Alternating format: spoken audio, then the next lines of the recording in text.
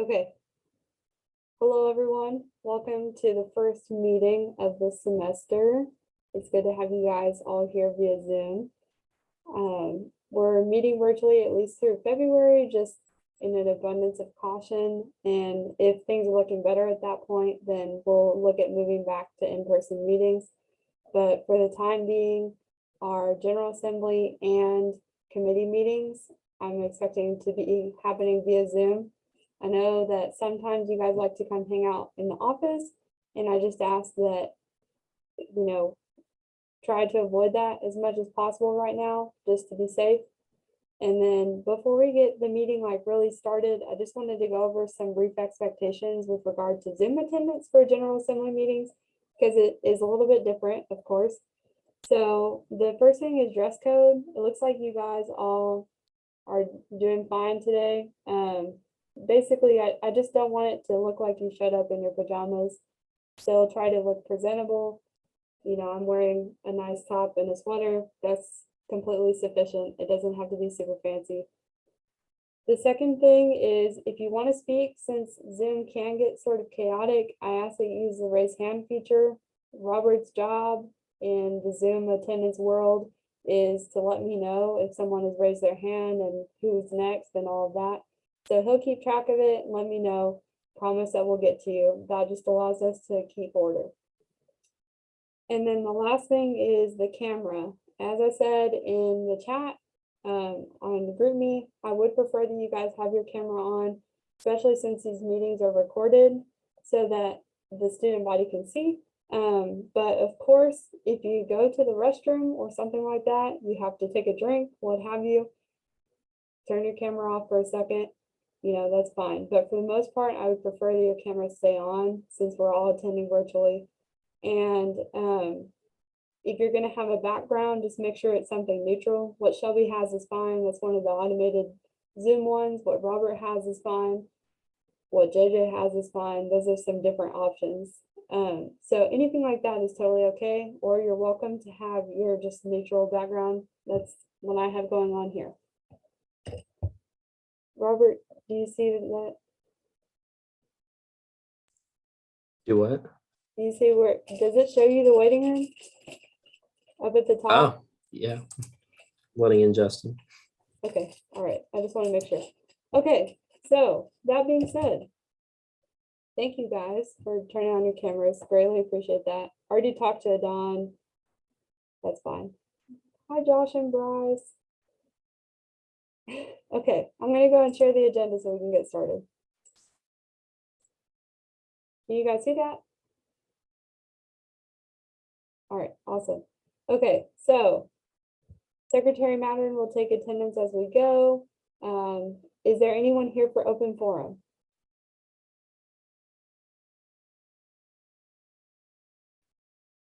Anybody?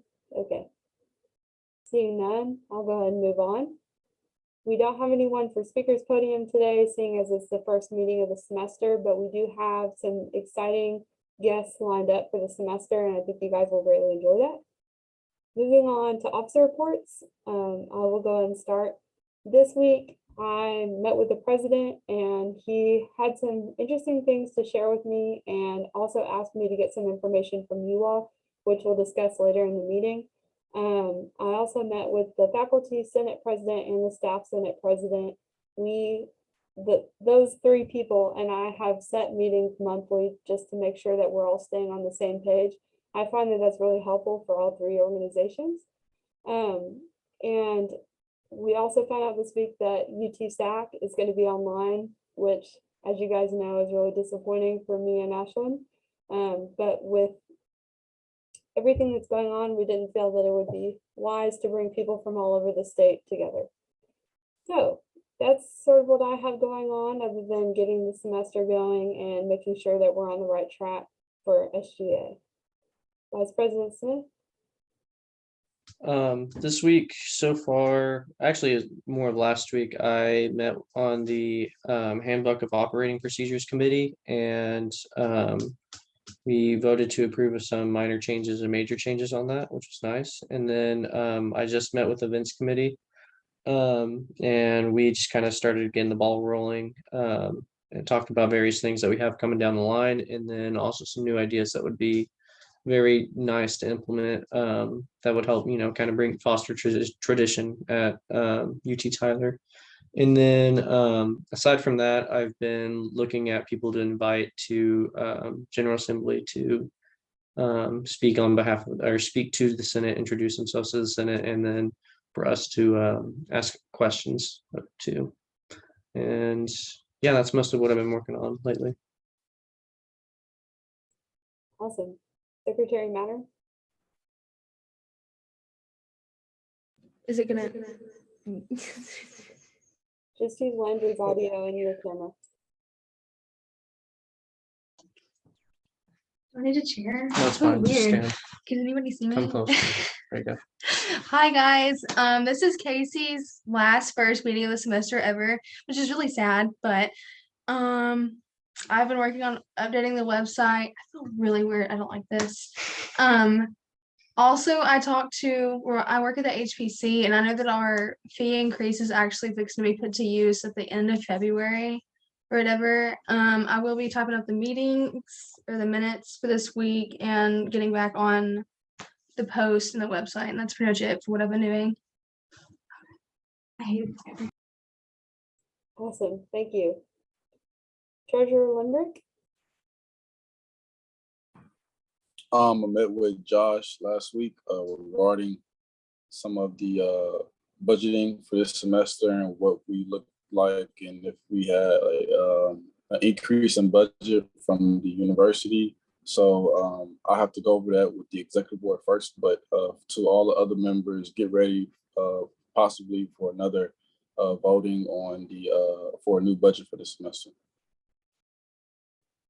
Awesome. That's exciting. Chief of Staff Bennett? So I've been working on getting stuff ready for this semester. We didn't have rules committee this week because of Martin Luther King Day, and so we're looking forward to next week. Fantastic. Okay.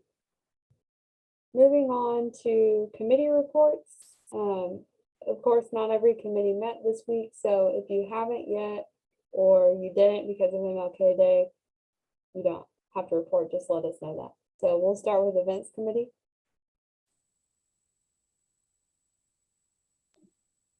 Communications didn't meet this week. Events committee? Oh, it was events committee right now? My bad. I thought, okay. Ashton was telling me to tell you all that.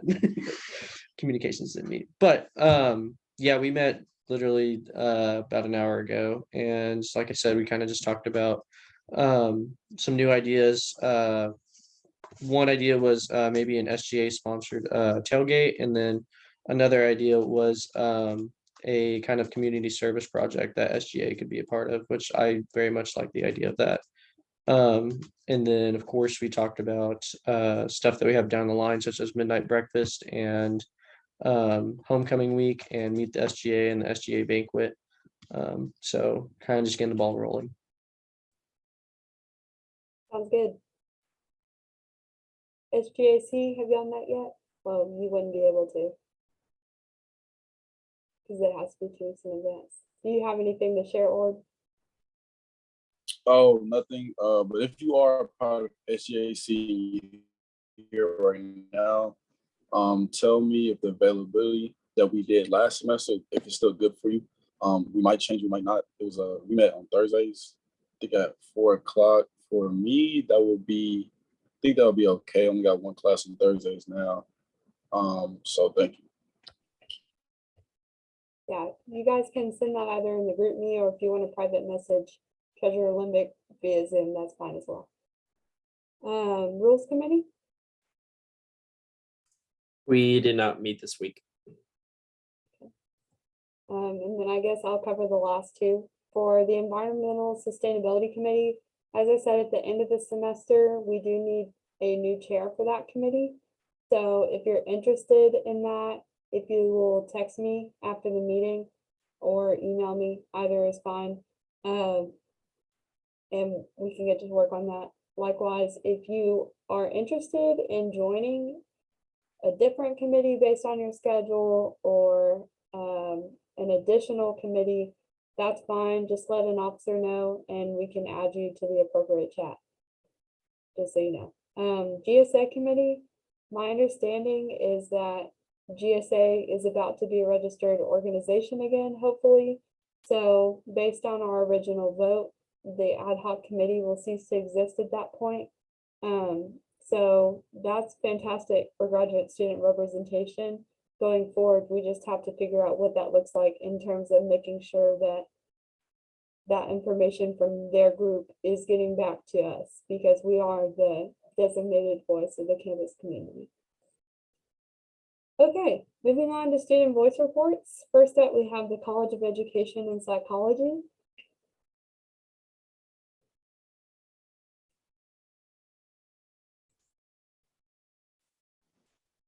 Would that be me or Brennan going first? I don't believe Brennan is here, so I'm pretty sure it's all you today. Alrighty.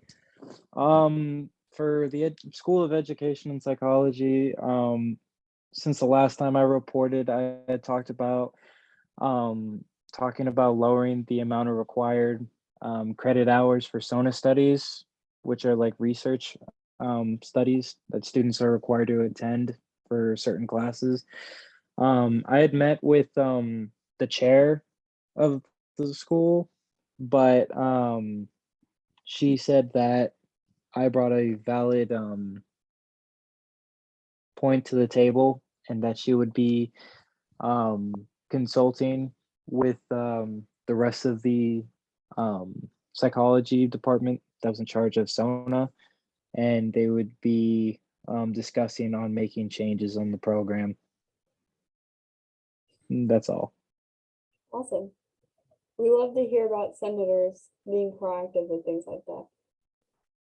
Okay, College of Pharmacy, Macy.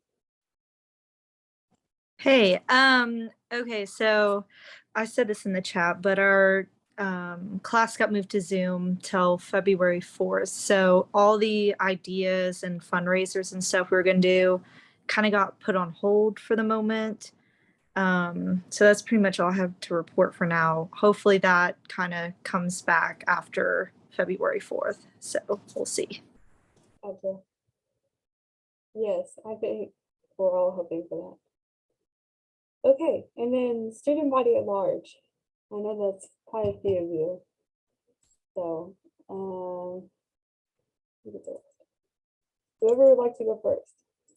I'll go since nothing really new, nothing crazy. I mean, it's like half and half classes are Zoom, so it's not really interacting and seeing what's going on. And with the first week just starting, nothing yet. Okay. Next on my list, I have Holly. Yeah, I agree. I haven't really heard anything from the other students because everyone's on Zoom for their classes right now. But yeah, so nothing really right now. Sure. Okay, Shelby. Same here. Haven't really heard anything. Just everyone starting up classes, people being on Zoom. That's really it. Bryce.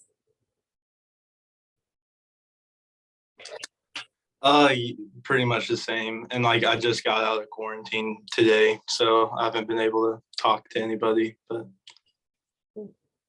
yeah.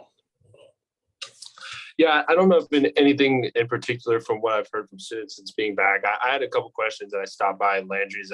Do you know Casey? Or sorry, I don't know if I'm supposed to ask of the president right now. And I'm going to reach out to somebody about updating the House operating procedures or campus operating procedures based on the new Senate bill that passed in September regarding constitutional carry for Texas residents. I don't know if it's been updated. That's something I read about whenever it came out, and I just didn't see that where it's been updated yet. So maybe I'm just missing it. That's something that's pretty important because it wasn't changed in my syllabus, and this is not. That has to be like taken care of. I know for sure because that's very important. Just some housekeeping things like that I'm going to get around to asking people about because for my own particular knowledge. But sure, that's all. Sounds good. Okay, and then last but not least, Soren. Yes, like everyone said, there hasn't been much that people have been saying since school just started. However, I have heard some concerns from students about the recycling locations being too far and if they could be brought closer to places like Liberty Landing in the future where a lot of students live. So I have heard some of that. I know a lot of people are having a problem with housing last week and they had to reset the website. So I think a lot of those issues have been addressed, but yeah, that's all. Sure. I'm just making a note of that. Distance.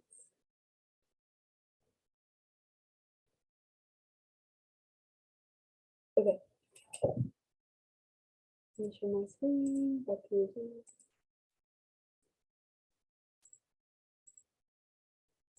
Oh my gosh. Okay.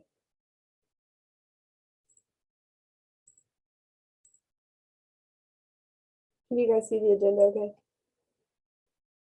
All right, awesome. Okay, so moving on to old business, does anyone have anything that they need to add? Follow up on? Okay, seeing none, we'll move on to new business. I would like to entertain a motion to discuss registration roundup. And for this, I would just say to motion and second in the chat would probably be easier. I'd like to motion up motion to open up a discussion regarding the registration roundup. Seconded. Awesome, thanks guys. So the registration roundup is something that UT Austin reached out to me about. In particular, their student organization called Hook the Vote. The registration roundup is an initiative that they've started and are trying to get other Texas schools to participate in. Essentially, it would be a competition happening the last week of January to see how many students that we can get registered to vote for the upcoming elections. So it's not a partisan thing at all. It's a nonpartisan effort to just get students registered to vote. And I told them that I would bring it before the Senate to see what you guys thought about our participation in this initiative. It would require pretty significant manpower to table and help students get registered and all of that. But seeing as it is sort of related to what we do every day, I wanted to at least put it before you all to see what you guys thought about it. So I guess I'd like to open the floor just to see what thoughts y'all have about this. Go ahead, Josh. Yeah, I guess two questions for you, President Jennings. First is how many UT Systems schools do you know that are participating if you've communicated with them at UT SAC? And second, is the competition based off percentage of student body enrollment or is it something else? As far as I know, the participation is pretty limited. It sounded like even last week that they were still trying to get UT Systems schools to be interested in it. And they said that the sort of closest thing they gotten to was they had a contact at Texas A&M. So it seems to me that perhaps there isn't much participation in it. And as far as I know, it is based on number, not percentage of students. Yeah. All right, thank you. That answers it.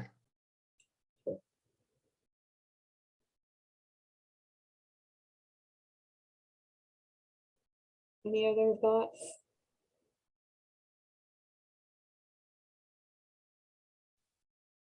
Just wondering what kind of outreach, if we were to participate in this, what kind of outreach would we doing to like satellite campuses like the Houston campus to get this thing done? My thought is that we would push that out via the SGA site and social media with information about how to get registered. The only thing about that is, of course, we can't be in person helping them get registered unless we rely on our Houston senators and treasurer to do that. But seeing as their campus is a lot more closed than the main campus, I highly doubt that that would be a possibility.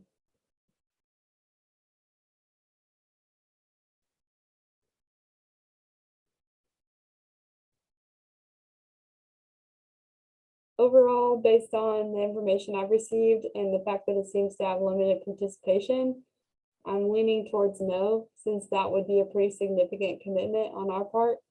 But if you guys feel strongly the other way, then of course I'd be glad to facilitate that. We just need to make sure that you guys are going to be committed to showing up to tabling events and things like that to make it happen. So, does anyone have any additional thoughts on it? Go ahead, Landry. I was just wondering, what would tabling look like exactly? Like, would it be throughout like a, I guess the day the ballots open, and or would it be just getting them registered before that? And if it's just registered before that, then how long of a like how long are we doing that for? The competition is the week before, so let's see, it's the 18th. Yeah, so starting next Monday through next Friday is when the actual competition is happening. And it would just be us probably with the service showing them how to go online and register or check and see if they're registered.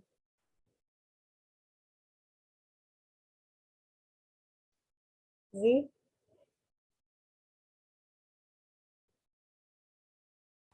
Sorry, I was just wondering if it was like a discussion on how to get registered, or would there be someone who would like register students on campus? Since it's online now, I think it would be more as showing them how to do it. I mean, we could sit there while they did it, but it would just be us walking them through the process. Okay, all right, thanks. Val? How would we like go? You said it's next Friday, correct? Is that what you said? It's next Monday through Friday. Okay, our class is going to be online. Like, would it even be worth it to do it? Not all classes are online. It's just strongly encouraged. So there are students still on campus, but that is a valid point.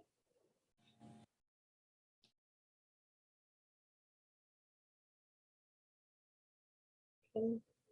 If no one has any additional questions, then I'd like to entertain a motion to vote on whether vote to participate in the registration roundup. Motion to vote on whether to participate in the registration roundup. Second. Okay, so let's say then an affirmative vote is yes, we will participate. A nay vote is no, we will not participate, just for clarification. Okay, so all in favor of participating in the registration roundup, do the raise your hand or actually raise your hand.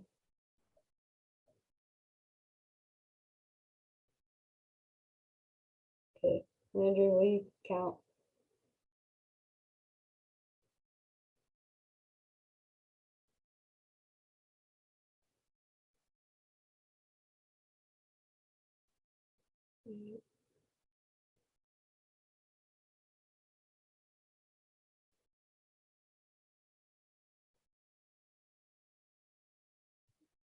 I'm counting 9, I believe. Yeah. 1, 2, 3, 4, 5, 6, 7, 8, 9. Okay, so that makes it 9 affirmative, 13. Okay, and then any opposed, do either a different emoji or now raise your hand.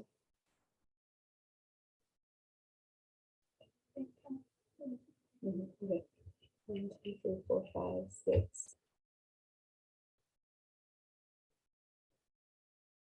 Oh, this first keeps switching.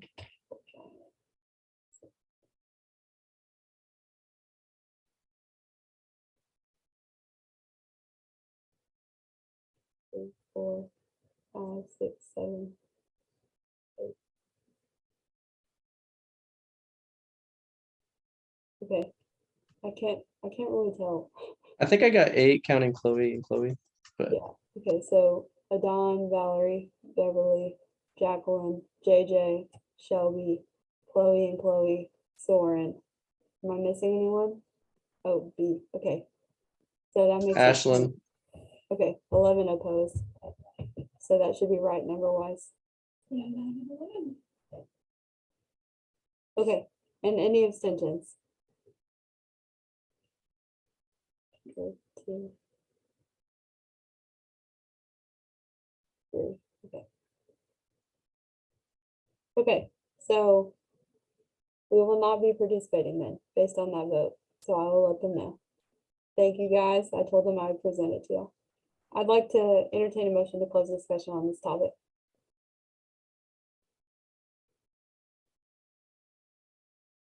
Carrie said motion.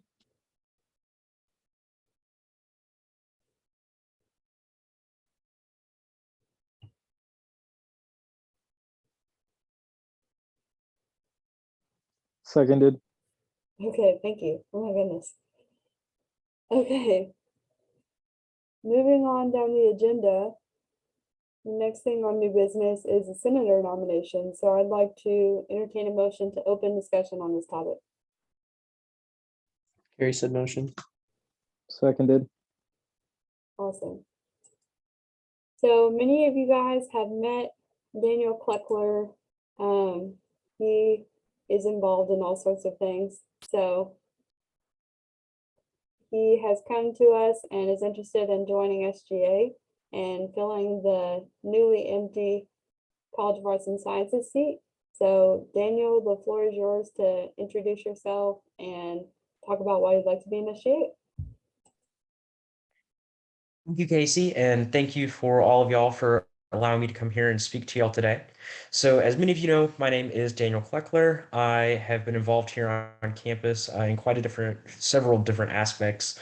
All around, I know a lot of the department chairs and a lot of the individual professors through my work here at the university. So I would like to join SGA as a means to, one, become more involved, but two, also open up SGA into the various aspects of campus life and to become a little bit more open towards the student body. Allow the individual students to know exactly what SGA does and allow us to provide a little bit more outreach to them. And I feel that I would be a very great fit in that capacity in helping reach out to all of those various students. So I would like to join SGA. I have expressed a little bit of interest. I know from speaking with the various different officers and several of the other committees that are here that y'all have, and that ability to not only promote SGA, but also promote those other organizations within SGA, specifically through like the appropriations events and things of that nature. So if you would, please vote in the affirmation to allow me to join your ranks. Awesome. Does anyone have any questions for Daniel? What's your major? I'm a history major with a minor in social sciences. I am just about 3 hours short of a second minor in political science as well. Awesome. Josh and Bryce? So this is coming from Josh Daniel. I was happy to have you here today. I have two questions. The first one will lead to the second one.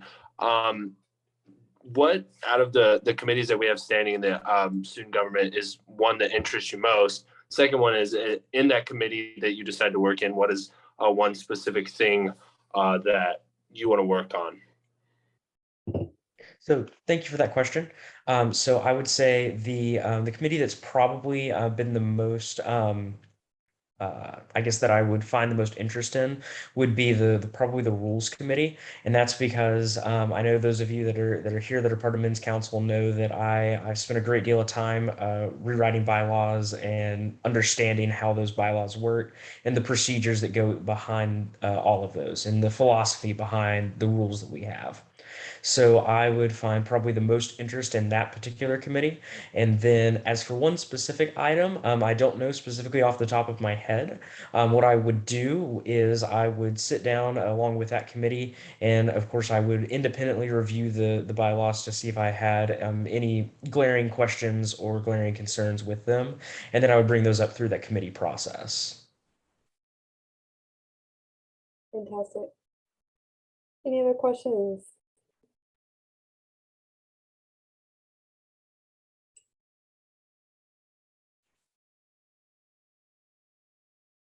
I have a question. Sorry. Sure, go for it. So what we have senator projects. I'm not sure if you know what those are. It's basically just like a big project that a senator does. Do you have any ideas for those, or what are your ideas just for campus in general?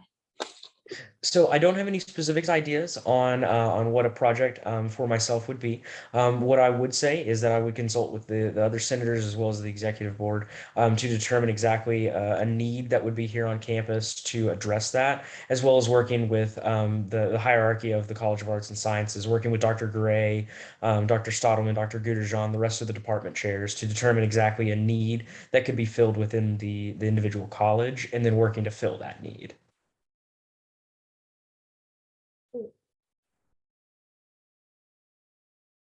All right, any additional questions?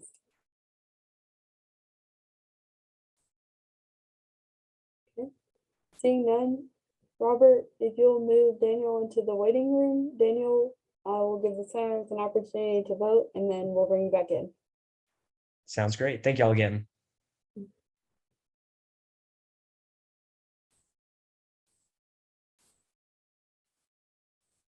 Okay.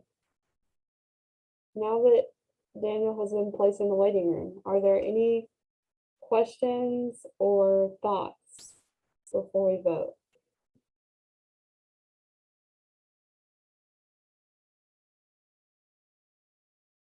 Go ahead, Landry. I would just like to say I know Daniel. I don't probably know him as well as I know the ATO guys know him, but I've had a class with him and I have 2 classes with him this year, and he's very well thought out, very careful in his analysis, and he doesn't usually speak on something he doesn't know anything about. So he's very well reasoned in whatever decision he arrives to. So I think he'd be a valuable addition to SGA with that kind of thought process.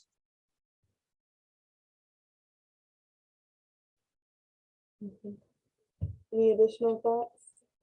Go ahead, Valerie.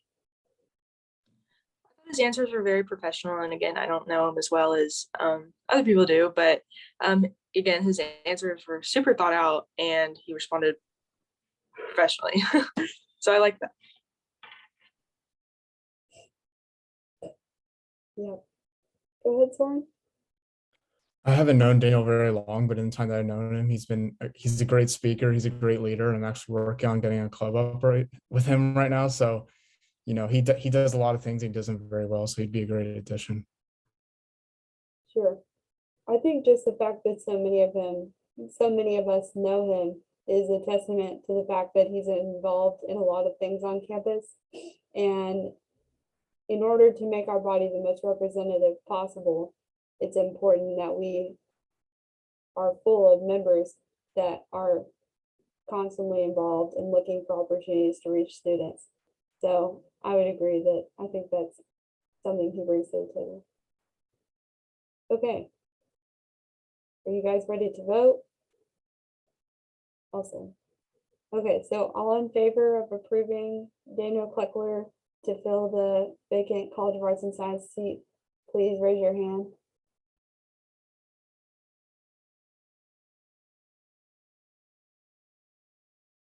Okay. All right. You guys can lower them.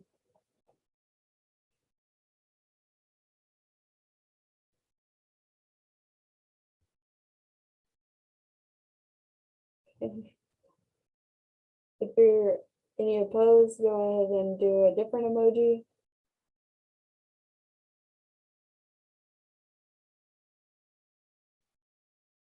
And any abstentions.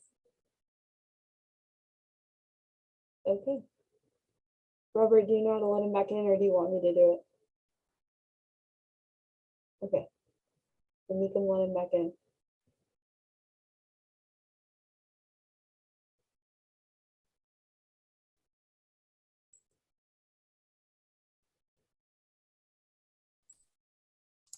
Says he's joining. Okay. Are we doing the clapping? It won't really work, but we can. Yay. Everyone's muted so that we don't mess up the audio, but they're all clapping for you, Daniel. So, yay Zoom attendance. If you can't tell by the clapping emojis, the Senate voted to welcome you into the vacant College of Arts and Sciences seat.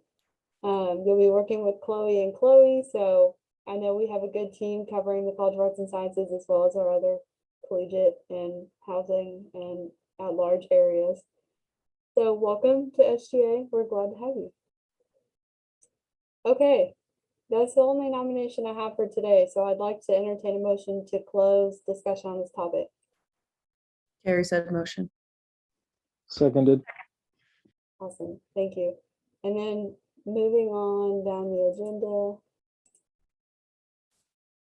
I would like to entertain a motion to open discussion on judicial board appointments. Carrie said motion. Seconded. Okay, awesome. So we are missing a couple of people tonight.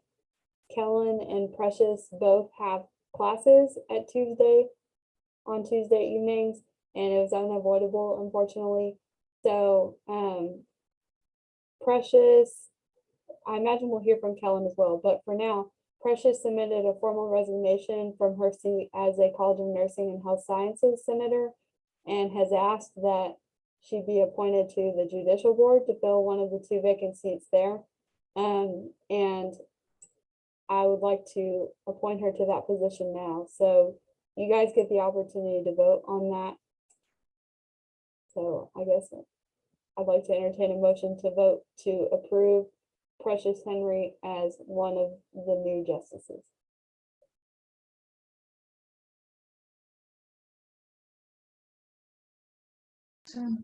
Carrie said motion. Seconded. Seconded. Okay, all in favor of approving Precious to be on the judicial board, raise your hand.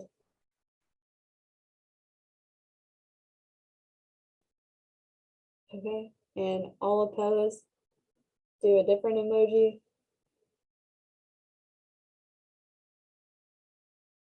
And any abstentions? Okay, well then I will have Chief of Staff Bennett reach out to her and let her know. Thank you, guys. I'd like to entertain a motion to close discussion on this topic. Carrie said motion. Seconded. Okay. Moving on, I think that these last 2 can be one combined conversation. The president tasked me with a couple of things to gather feedback from y'all on, and based on the topics, I'm sure you guys are excited to give me your feelings. I will limit the time, not significantly, but I don't want us to be redundant in these conversations. I ask that you provide real feedback that is going to be helpful to both me and the university president as we go forward in these conversations. Does everybody kind of understand where I'm coming from? Awesome. This is not really intended to become a complaining circle. It needs to be constructive feedback. It can, of course, be things that are going wrong. I want to hear that as well. Okay, so I'd like to entertain a motion to open a discussion on advising in online classes. Carrie said motion. Seconded. Awesome. I'm going to stop sharing the agenda so we can see everybody. Okay, so let's go about this in an orderly fashion, just so I can take some notes as well. We'll start out with advising. Advising as a conversation has been focused on giving our advisors the tools that they need to help our students be successful, whether that be comparable wages, increased professional development, etc. And we're also sort of framing the conversation about advising in terms of how can we increase our 4-year graduation rates. So just for some context, that's kind of why Dr. Calhoun is interested in this conversation. But he specifically asked to gather from you all some specific concerns with regards to advising. He wants to hear what exactly is going wrong in different areas, and each college does it differently. So I definitely would like to hear from most of you briefly. Okay, everybody cool with that? Okay, so who would like to go first? Go ahead, Josh and Bryce. So it's me this time, and I think my one comment specifically on advising comparable wages rings a bell, and I know that that's something high on my list, but that's high on my list if I were to tell the president that the advisors keep doing the job they're doing. Right now, they are overworked, and in my belief, I've said this probably him and a lot of people in the past, is the structure of advising just doesn't work. And yes, comparable pay would work for how it is right now, but right now the advisors are doing the job of filling out schedules for students, as opposed to taking a structure of students first and being taught how to structure their classes and giving opportunities to learn how to structure their classes without having to do it as a requirement for advising. I talk to people all the time. In the past, advising was you look through a book that was about the size of this book I have right here in front of me. And it had all your courses in it, and you would go through and pick the courses that you want in your class. And that was a long time ago. I'm not saying I want to go back to this very analog version of doing classes. We have better tools, but right now it seems like the advisors are taking the brunt of the work. I would love to pay them more for that, if that's what we'll continue doing, but I just don't feel that the model works at the moment. I, as a student in the College of Business, felt empowered to do my own advising and have ever since I was in my second semester as a freshman. And I would like to see more of that happen because it helped me. Sure. Valerie?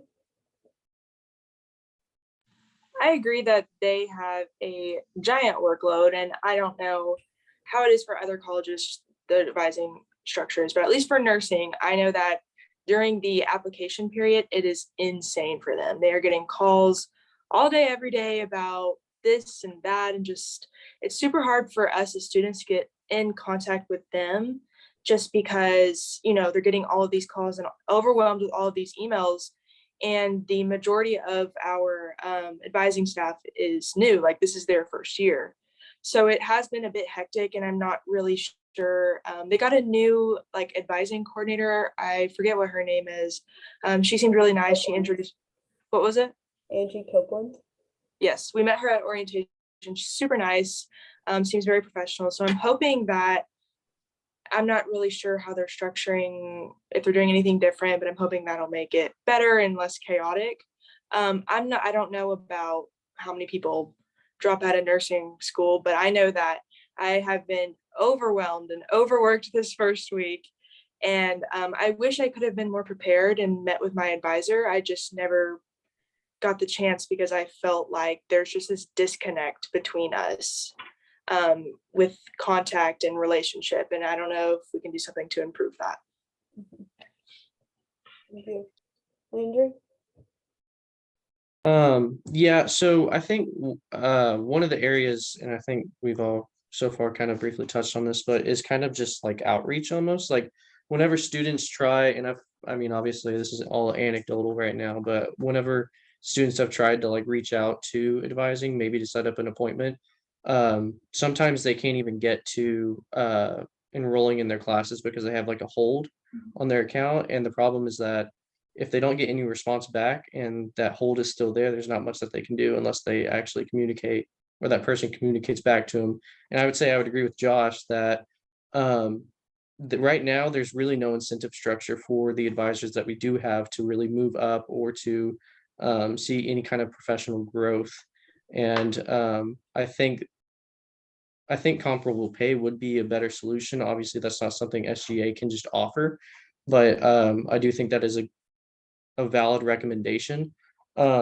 Additionally, I would say that I know that I think it was maybe 4 or 5 years ago, I've talked to various CAS professors, and they said that they used to do faculty advising before they brought in advising just for the CAS department that was besides professional or faculty advising.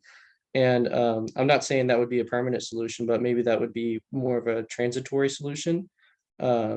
And also it does make somewhat, it does kind of make sense considering that at least whenever you move into upper level courses, those professors are the ones that know those the most. But that is to say, I still think that overall dialogue between advisors and students is probably the biggest problem right now, more than it is just we have bad advisors. Mhm. Thank you. Chloe? I have a couple of points. One of them's kind of linking off to Landry. So like in the math department, you do get a math professor as your advisor. And from that, I literally haven't gone and seen like CAS advising like in the last 2 years, because I literally just go to my math professor and he tells me the relevant courses that I need to take for math and that kind of thing. So I've not seen a CAS advisor in a while. So I think that could be a good way to go. The math department, like if you're a math major, you're partnered up with one of the math professors, and they become your advisor from sophomore year. So that is helpful. And the other thing I had was today I was helping, we've got a new girl that literally arrived on Saturday and she's from Argentina, doesn't speak great English. So I was helping her like get enrolled in her classes, and she'd spoken to her advisor and he'd sent her a list of classes for her to email professors trying to get enrolled in. And one of them was like a fairly advanced English level course, which Chloe's taking. And Chloe was like, she's not taking any English 1301, English 1302. She was just got told to enroll in this like sophomore, is it sophomore or junior level? Yeah, it was a sophomore level class, and even me as an English major, I'm struggling with it. And like just with her, the language barrier and how she's so new to school, I just thought it would be something that an advisor would advise against. And so I'm kind of the same way like Chloe said with my English advising. I tried to reach out to the CAS advisors for this semester, but then one of my professors kind of took me under his wing and said, no, I'm supposed to be the one that's helping you enroll in your classes because I know what you're supposed to take. So I don't know. I don't know if the professors and the advisors need to have a little bit more communication, because she's definitely not, she shouldn't be taking that class her first semester here from a different country, I don't think. And just like for her like sake and sanity, because I'm struggling in the class as an English major.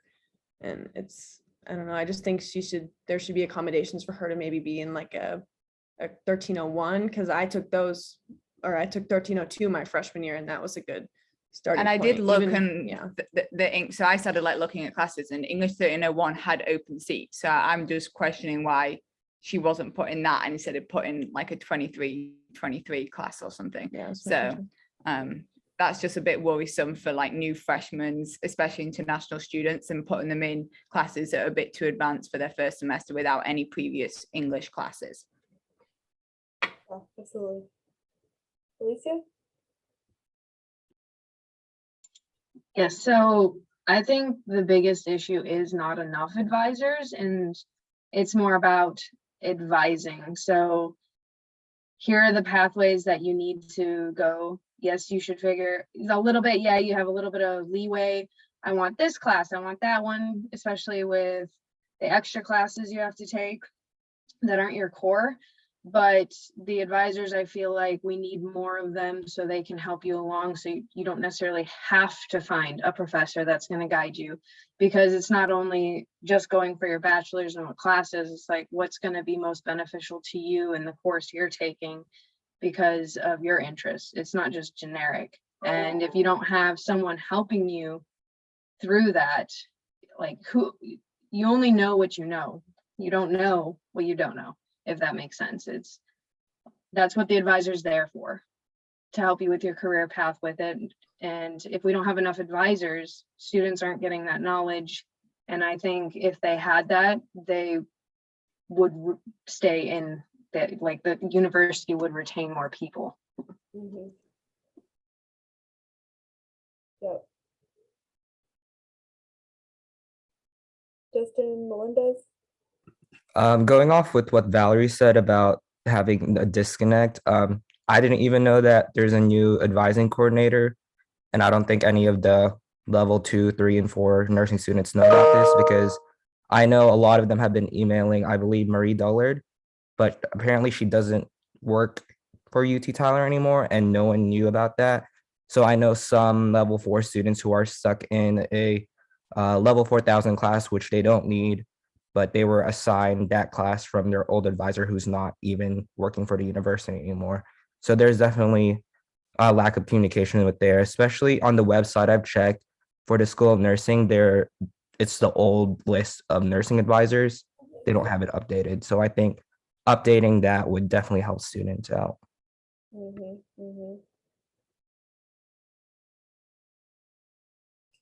Justin Barria? Yeah, so with HEC, it's a little bit different just because it is a lot more transfer students. You're getting basically sophomore level students going into their junior year of engineering. And I want to say that we have 2 advisors on campus, male and female. I haven't had any problems with my advisor, but I have been getting some students complain about their advising, saying that like they're getting into their second semester of junior year and they're kind of getting denied some courses because of certain transfer credits didn't go the right path or go the right way. So I think like with our campus in specific, if the advisors are kind of like take a good amount of time and kind of looking at the student's transcript and making sure that everything kind of goes smoothly, especially like coming from a different institute, like a 4-year institute, as opposed to like a community college, coming from like A&M. I came from U of H and my advisor was great. He was able to transfer a lot of my credits and save me money. But I feel like that's not coming across with other students, just depending on the advisor. So it's kind of like 50-50 as far as like what you're getting as far as advising within HEC. Got it. Daniel? So I know that one issue that the College of Arts and Sciences had at least this past semester was advisor retention. So they dropped from about 5 advisors down to having 1 advisor, and then that 1 advisor picked up an additional. Dr. Holmquist just started back in, so we're down to now 2, but one of them is brand new. So I know advisor retention was a very large issue, which is why they advised each individual department to reach out to their students. I think that the individual advisor model where the individual professors, such as Chloe mentioned with the math department's done for the past, really worked well, I think, at least for the College of Arts and Sciences. But I think it could be better implemented over the next several semesters where they actually go out and reach out and touch with those individual students. Another also just observation that I could make on that would be nobody's really mentioning like the College of Business Advisors. And I think that really goes to show that the College of Business Advisors they maybe have something figured out. So maybe we need to model more of what the business advising is doing with those other individual colleges. Because I've not heard yet a complaint about the College of Business Advisors. So I feel like if we could figure out what they're doing that's being successful and possibly extrapolate that over to those other colleges, I think that would be very helpful. That's an interesting idea. But Dawn, since you're College of Business anyway, I'll let you touch on that. I personally have no quarrel with my advisors. I absolutely love the way they treated me throughout my undergraduate career. But there's something I want to touch on just from my experience of orientation. An expectation is kind of set for an advisor at orientation that they're going to be the one person, like one professional staff person that you're going to continue to talk to throughout your undergraduate career. They're set up to be like, this is going to be your best friend, get to know them, have lunch with them, just get to know them and be consistent with them. Just because as an undergrad, you're kind of tossed into the ocean of undergraduates and trying to maneuver your way through a bachelor's degree. And that can be certainly intimidating. And I understand why people feel a loss for like saying, oh, I haven't seen my advisor. This is a little personal, but Shelby messaged me just now saying that she found out that her advisor no longer works here, as we brought up the thing about the nursing advisor who recently quit. And I just think communication would smooth everything out so much. Even if it isn't like the most communicative thing in the world, saying like, hey, classes are opening up. Hey, you want to meet sometime? Or hey, I have appointments available this week, would be so much more helpful than what they're doing now. Yep. The College of Business isn't perfect. They can be difficult to reach via email or in-person appointments. But one thing they did really well that I don't know if you like this, Adon, but they did group appointments solely during the advising season for registration. And so, you know, Adon and I are different majors. I'm in accounting, he's in management. But every day at 2:30, and I think they had one in the morning as well, there was an hour and a half long session where the advisors were just available in COB 180 to go over your degree plan and help you get registered. That made it a lot faster than doing one-on-one appointments. Because, I mean, for my degree in economics in the College of Arts and Sciences, you know, we talked about the wait was December 12th by the time advising had opened. So, definitely group appointments could be a good solution to that. Anybody else have anything to add on advising before we move on? Okay, I'm gonna go ahead and move on. And if you have additional thoughts, you're welcome to text or email me and I will add them to my list. So moving on to online classes. I want to hear y'all's feedback on online classes and whether you're taking more online classes or in person since the beginning of the pandemic, but particularly I kind of want to know what's going on with your classes this semester and whether you feel like it's been handled well and appropriate classes have been moved online or in person and vice versa. Does that kind of make sense what the guidance is on this particular question? Awesome. So you're welcome to talk about the full pandemic experience, but particularly I'm interested in this semester and what's going on. Okay, Valerie. I think it's been great having the option of online classes. Like, you know, as a nursing major, I feel like I don't have to come in person for a history class. No offense to history majors, but you know, it's just not my area. But for this first week of nursing, we have to get COVID tested every week. So it's a little bit different than the rest of the campus, but we still are doing our lectures online. And that's really difficult just because, you know, there's 150 people in a Zoom class and it just gets super frustrating. Just everyone just typing everything in the chat. And I'm actually trying to learn, you know, because I need to learn. But our clinicals are in person. So we do have that. Again, we get COVID tested every week and we have to wear masks. So it's a little bit different than the rest of the campus.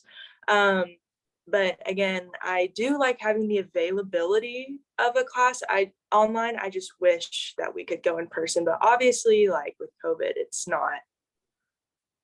not possible right now. Mm-hmm.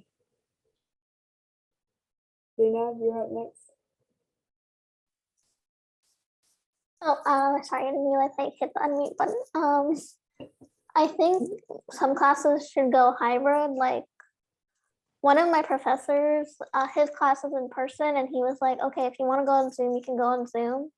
And I missed 3 days of my bio class because my professor wouldn't let me Zoom, and I was at home because of Corona. Like I didn't get Corona, my mom just didn't let me go back. So I think it would be helpful if like professors had that option, like, hey, if you can't come to class because of this, maybe you can just like Zoom. Yeah. Instead of like, you know, saying don't come at all. Sure. Ashlyn, were you trying to raise your hand?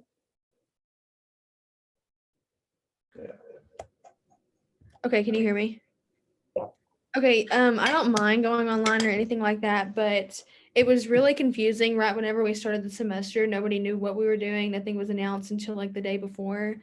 And so I think that created a lot of confusion with my professors themselves because they didn't know how to announce what they were going to do because they didn't know anything about what they were doing. And I've heard a lot of like rumors with confusion with one of my best friends is in the Palestine nursing campus, and apparently they aren't going online, but they were talking about how there was a lot of confusion with Tyler itself about if we were going to go online or not. And it's just kind of tiring not knowing like what we're going to do. Like it'd be nice just to have a decision made. Mm-hmm. Yeah, I get that. Alicia?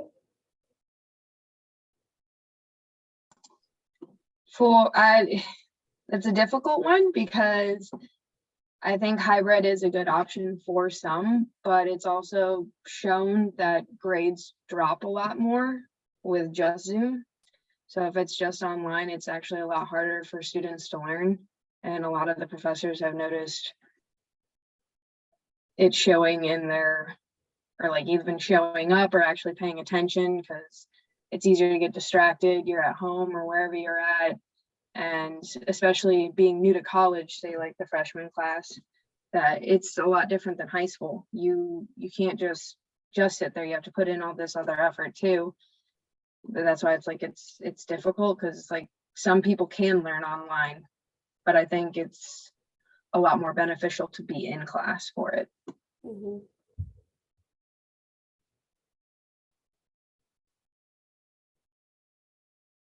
Any other thoughts? I have a thought. Mhm. I like the hybrid option. Hi guys. I like the hybrid option just because you can get stuff happens, you get sick, you can't go to class.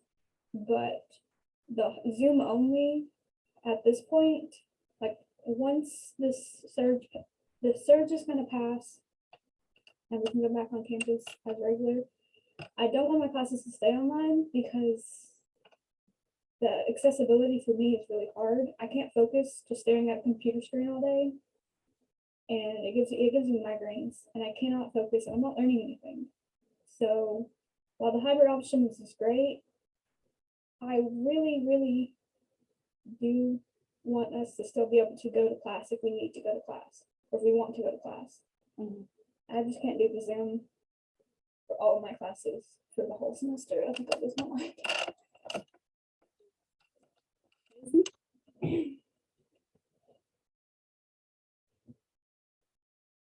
Macy? Oh, sorry, I didn't hear you.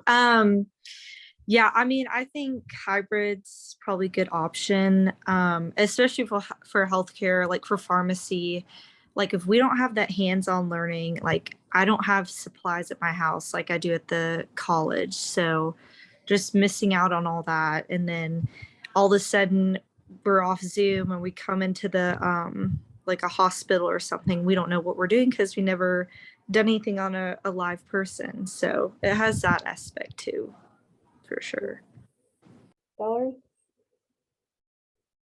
I remember that we had talked about this previously, maybe last year. But what about the toll it takes on students' mental health? Because it's really hard for students who do struggle with different types of mental health to just be at home all the time and be isolated from everyone else and take these classes online, not knowing, you know, their other classmates. It's really hard for students like that.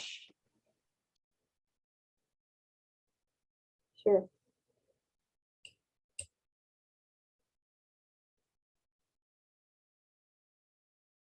Okay. Well, this is good information. From the faculty side, I would say they were also confused at the start of the semester. I think that we all kind of thought that it wasn't really going to be an issue, and then it was. So it's just kind of how it goes. We have to be flexible. But I like to kind of close this discussion with a brief conversation on something we've been talking about at UT-SAC. We have discussed, it started with a conversation sort of about the pros of things that have happened since the pandemic began.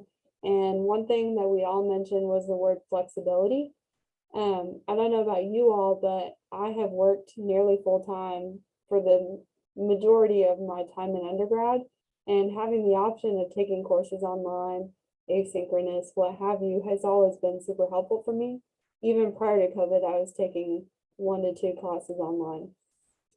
So one thing that we kind of came to the conclusion of is perhaps we don't really have a need for courses with specific modalities anymore. I mean, of course, with nursing and pharmacy and some of the others that require hands-on learning pretty significantly, that would be a caveat.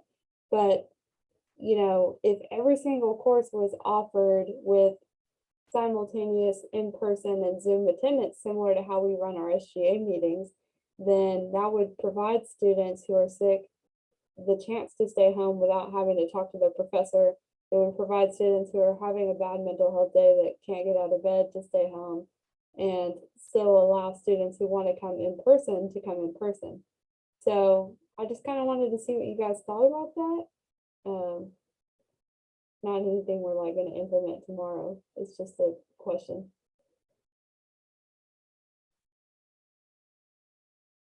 Go ahead, Daniel. I would agree with you that having that opportunity to do either in person or online at the same time is very beneficial for students. The item that I would say probably needs to be looked at with that is that we wouldn't want necessarily the university to take that statement of saying we like that as them thinking that it's saying we need to just offer in-person classes or we need to just offer online classes. So they might say, oh, well, if there's one in-person, English 1301 class, then there's this also online English 1301 class. It would rather need to be probably an additional caveat to that to say it needs to be the same class. So not necessarily one that's online and one that's in person, but the opportunity for the one that is in person to be taken in an online format, I think is an important caveat to make in that as well. Yeah, absolutely. Beverly? Oh, I'm on mute. Okay. So I think one of the problems about us going online was that people were like, oh, but I'm paying the same amount that I would be if I was coming in person, even though it is online. Though people have taken online courses before, but it's like different. I don't know if that would be a problem again if you have both of them going on at the same time and stuff like that. I like the online. I'm always busy, and so I like doing my work whenever I can.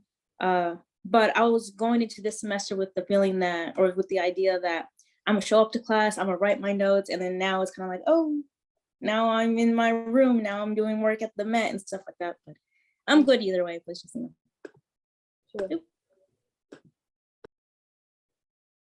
Any other thoughts?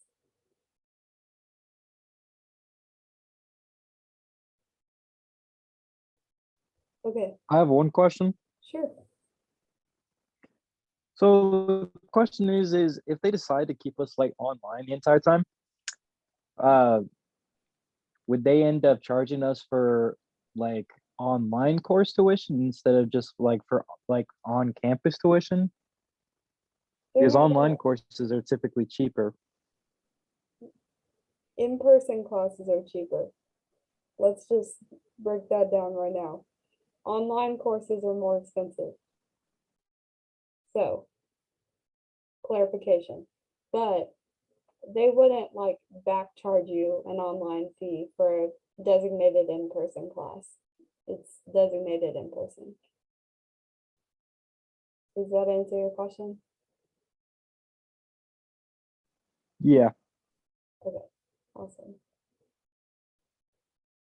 Okay, well, like I said with the advising conversation, if something else comes to you or you have more thoughts on what if every class was simultaneously hosted in person and in Zoom, let me know.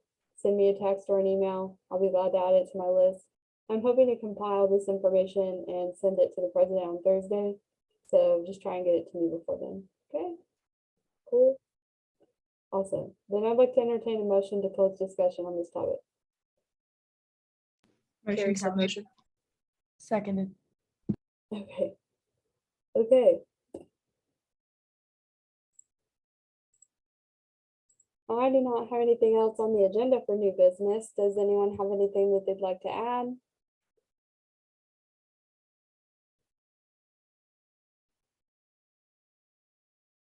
Beverly? Okay, I noticed, I don't know if they're doing anything over there, but the entrance to the HPR from the ST, like, the stairs and you're going in through that little thing, the handicap little automated door opener thingy doesn't open the door. I don't know if they're doing anything or if it's just like down, but I wouldn't want anyone trying to go through there and not be able to go in. Yeah, let me send an email about that. If you guys notice that those aren't working on campus, let me know, because that drives me crazy. I've noticed it a few other places. So if you ever come across one of those buttons and it's not working, let me know so I can get them to fix it, okay? Cool. Or anything else, but especially this.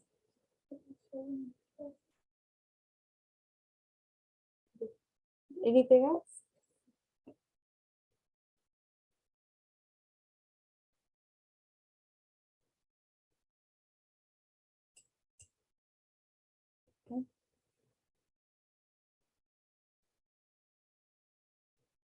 Okay, so we do need to swear in Daniel. Let me get that up real quick.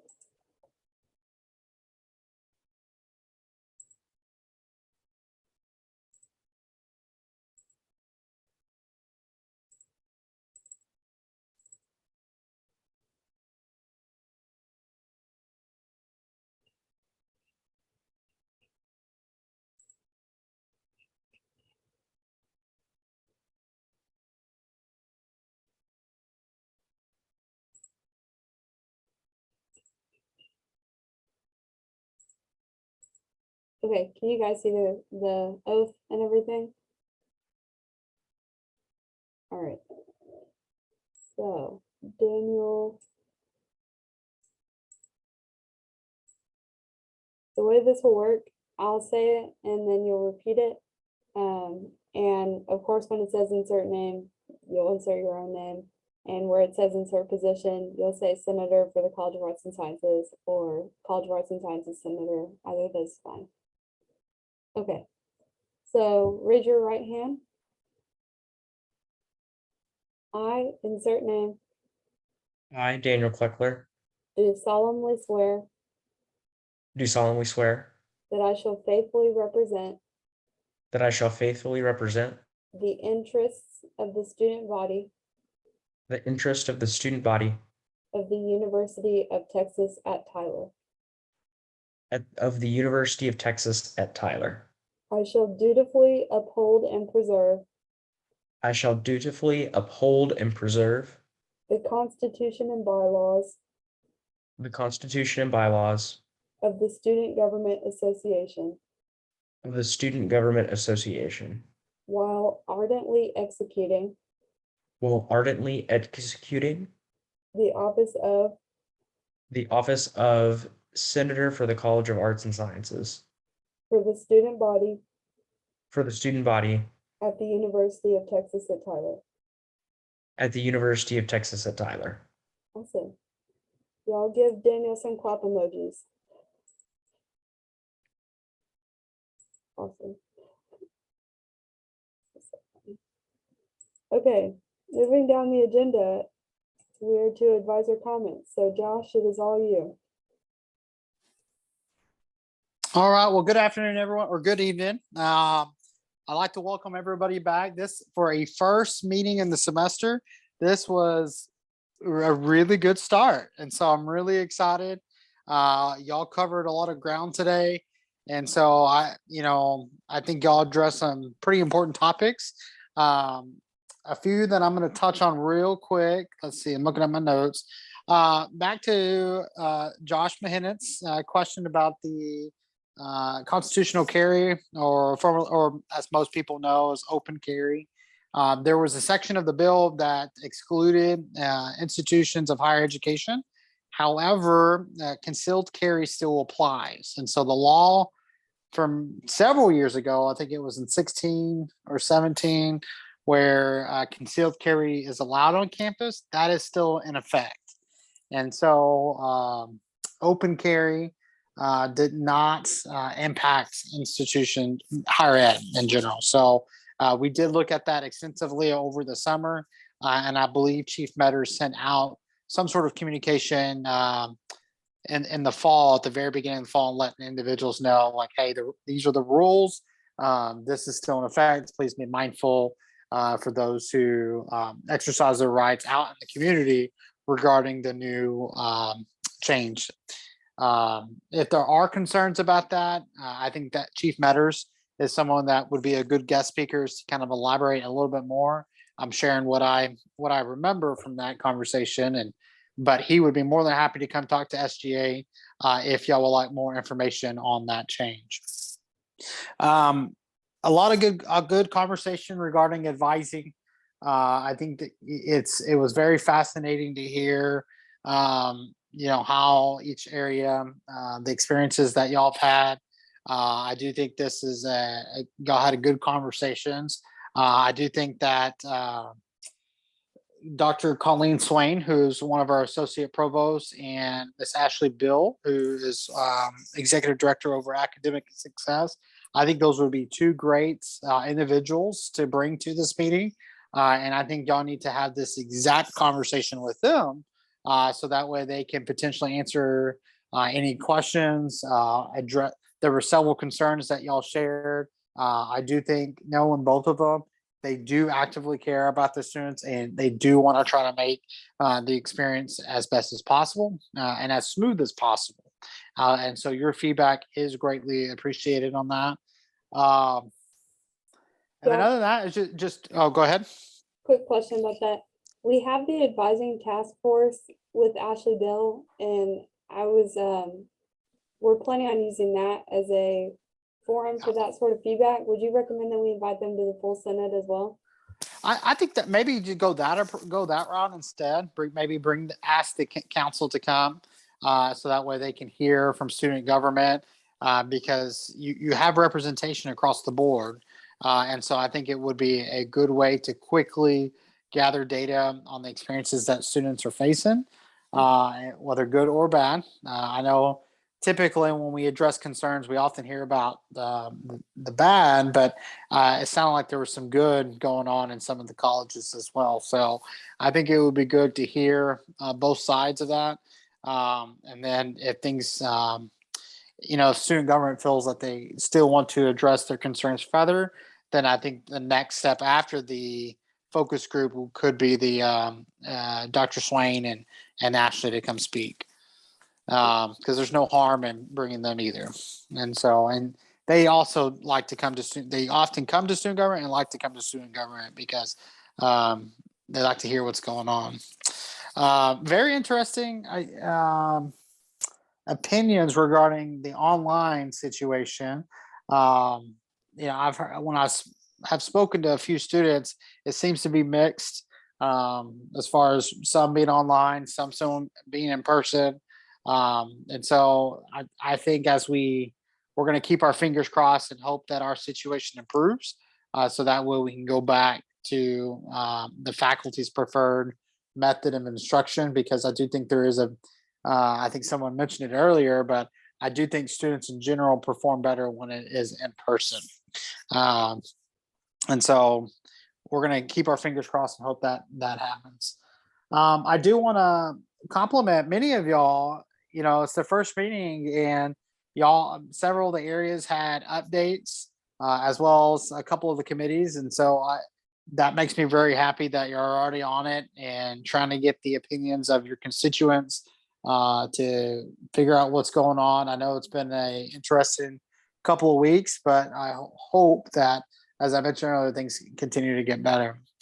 And then the one last thing I wanted to mention was to really try to encourage following those safety practices, and I thank the e-board and Casey for moving these meetings online to kind of help model the way for other student organizations that student orgs can still remain active during this time by doing things online until we can do in person. But in order to help keep our community safe, I think everybody has to do their part. And so just try to encourage, those simple safety, tips, when you're in your cluster, try to, social distance from other clusters, wash your hands. And then if you're sick, stay home. Don't try to power through it. Take care of yourself. And if you do test positive, please notify the hotline. And so that way the hotline team can help notify your professors so they can provide accommodations where possible. So just continue to do your part. And I think this is going to be a good semester. This group continues to grow and continues to impress me. And so I'm very proud of y'all and the work that y'all are doing. So keep it up.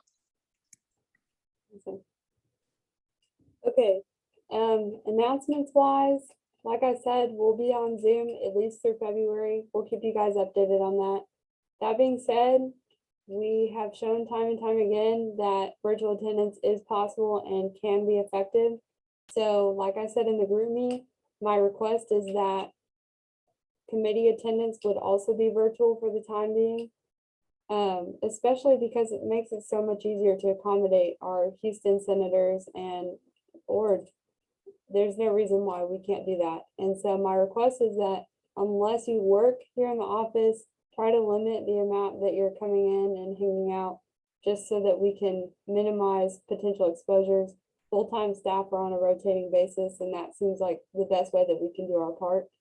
So if you have any questions about that, let me know. But otherwise, communicate with your committee chair and plan to attend via Zoom or FaceTime or whatever your preferred method is. Everybody kind of understand that? Okay. I appreciate you guys being respectful and accommodating in that regard. Daniel, for you, I will communicate with you later about committee times and we'll get you set up. Anybody have any other announcements? Any events going on?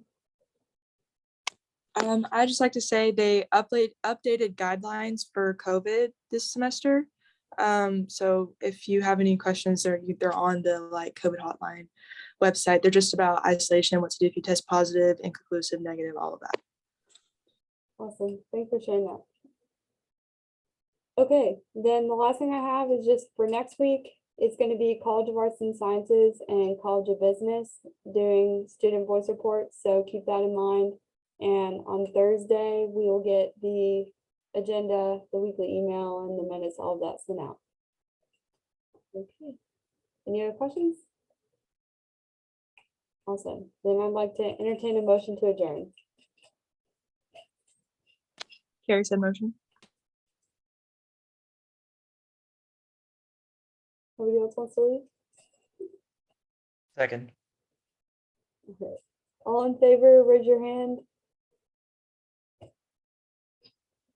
Okay. Surprisingly, any opposed? Do a different emoji. And any abstentions? Fantastic. You guys have a great week and we'll see you next week.